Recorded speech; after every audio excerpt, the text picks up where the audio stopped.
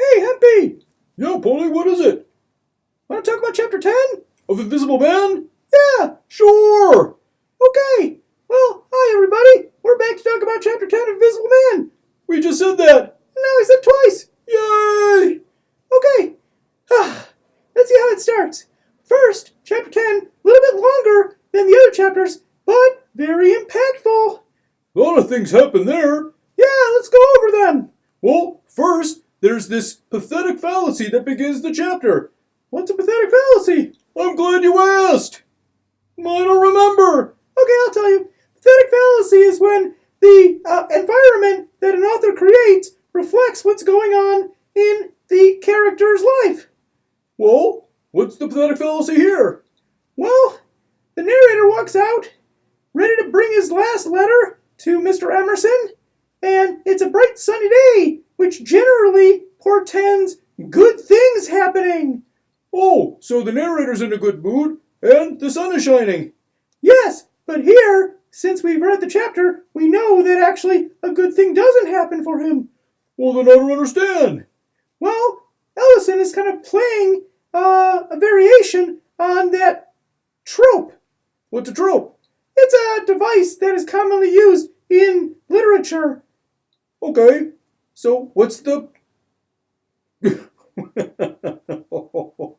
Okay, so what's the play? What's the trick he's running on that one?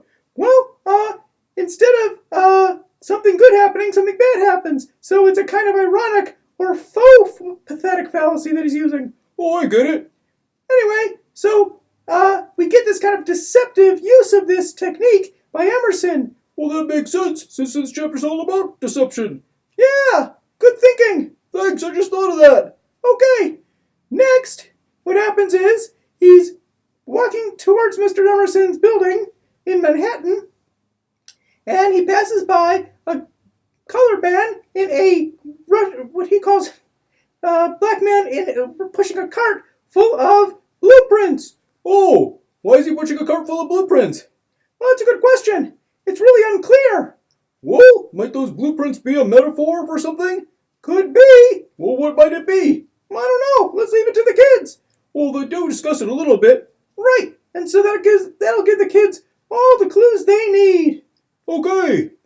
But what's really interesting about that is that the guy who's pushing the cart calls out the narrator and says, "Hey, don't deny me. I can tell you're from the South.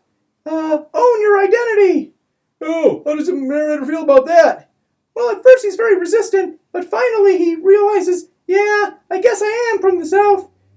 Oh, that kind of anticipates the experience he has at the counter having breakfast, when the counterman thinks recognizes him as from the South. Yeah, and it makes him really mad.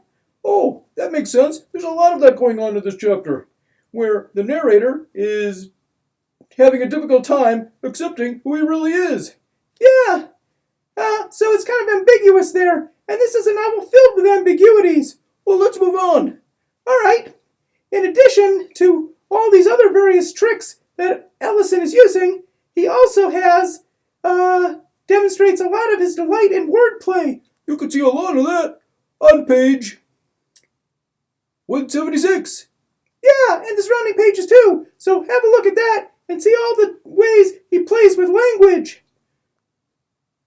Then finally, why am I talking in your voice? I don't know. Maybe this is one of those instances where you're from the South and I'm from the North. Okay. Oh, I don't know. Hey, look, we've changed identities. Yeah, just like Ellison is playing with. That's really interesting. Could we switch back? Because I'm getting very confused. Okay. There, I'm back. Me too.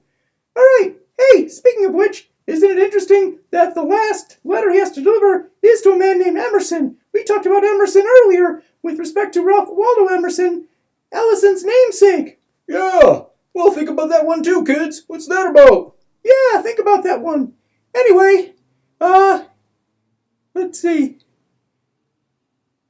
Let's skip to, I have it now. Keep an eye on, various signs and symbols in this chapter. Yeah. Ellison even uses the word signs in that exact association on pages 178, 179, and 182. Yeah, and if an author is telling you he's using signs and symbols, Well, then you better look for him, 'cause... He's using signs and symbols. Very good. Hey, want to see my eye spin? Love to. Thanks. Okay, let's move on. Well, he gets to Emerson's place and sees this young man who turns later out to be Emerson's son, Emerson Jr. or whatever. But he doesn't know that at first. What he does know is that the young man is reading a book. What book? It's called Totem and Taboo. Am I supposed to know that book? Well, maybe. It's a book written by Sigmund Freud, who was an important psychologist at the end of the 19th and early 20th century. Well, what's Totem and Taboo about? Well, that's a book in which he compares less civilized cultures or less developed cultures with neurotics. Oh, like savages and neurotics? Yeah, it was a very arrogant way of thinking about it back then if you were a rich white person. Oh, and that's what Emerson's reading? Yeah, it's kind of telling, isn't it? Oh, a little bit. Anyway, while he's waiting, he sees this cage full of birds. Birds in a cage, huh? Yeah. Wasn't there a fish tank earlier? Yeah. Didn't we ask the kids to figure out if that was a metaphor? Yeah. Do you think they did? I don't know. I hope so. There is a quiz coming up. Okay. Well, kids, here's another one. Birds in a cage. What does it mean? Anything? Something? Nothing? Well, I don't know. Okay. So, finally, we hear Emerson and the narrator have a conversation. And Emerson reveals himself to have a lot of daddy issues. He's a very neurotic person. You could tell there's a lot of authorial disdain. Ellison, as an author, doesn't think much of Emerson.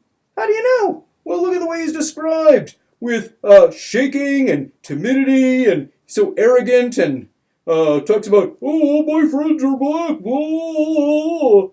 Yeah, he seems like kind of a doofus. Exactly. And if a character's a doofus, it's because the author made him a doofus. Huh. Wonder what Ellison's trying to say about him. Well, something more to think about. Okay. So what else?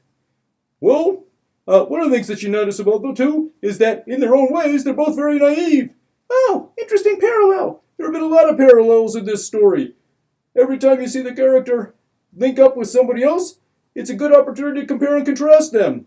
And often they contrast, but just as often there are parallel situations, even if they look different.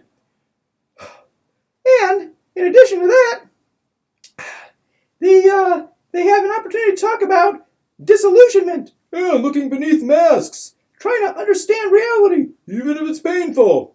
And then finally, the big reveal. What's the big reveal? We get to see what's in those letters that Bledsoe sent. Oh, well, what do they say? You read it, didn't you? Oh, I sure did. Okay, well then tell us. Well, it turns out that Bledsoe is a horrible person. He has betrayed the narrator. And instead of asking for help getting this boy a job, he says, keep this boy running. Yeah, exactly as his grandfather predicted in a dream long ago in the book. Yeah, with all those envelopes in the briefcase. Yeah, and so he's been sent running himself in circles, never to return to the campus. Ooh, that makes him mad. He even talks about murdering Bledsoe. Oh, that would be exciting. Well, we'll have to keep an eye on that one. Well, what else is going on there? On the way home on the bus, he hears this other guy singing or humming this song. What song? The one about the bird, that robin, who was tied to a stump and then had all its butt feathers plucked out. Oh, that sounds horrible. Yeah, and he likens that bird's dilemma or situation to his own. Oh, so here we see the narrator explicitly make a connection or see something as a metaphor applicable to himself. Yeah, just like all those other things we've been thinking about. Well, that's really interesting. Anything else in this chapter? Well, one more thing. What is it? At the very end of the chapter, he's going to go get that job at Liberty Paints. Oh, that's interesting. Well, why is it interesting then? Well, for one thing, Liberty Paints is an interesting name for a place. Ellison could have picked any name. The fact that he picked Liberty Paints is pretty suggestive. Suggestive of what? Well, let's wait and see. We'll have to figure that one out. Anything else about that? Well, it does show the narrator taking control of his fate. Rather than having everyone else tell him what to do, he's decided he's going to do things on his own. Well, that seems like a positive development. Well, we'll have to wait and see. Yeah, for next time. And for next time, read chapter 10. It's a bit long, But there's a weekend coming up. What else you got to do? Well, that wasn't very nice. Oh, I'm sorry. Okay, gotta go. Bye, everybody. Bye-bye.